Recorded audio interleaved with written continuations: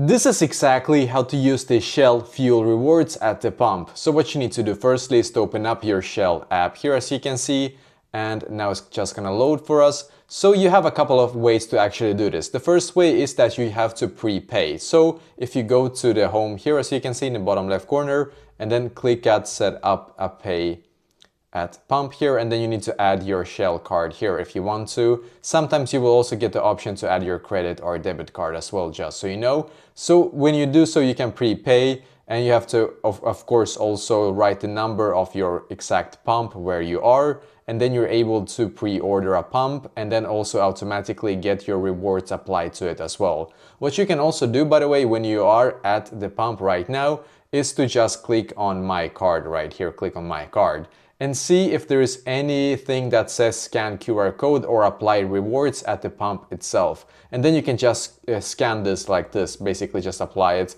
to the kiosk or to the pump, basically just apply it like that, and you should be able to scan it, and the rewards should then automatically be applied as well.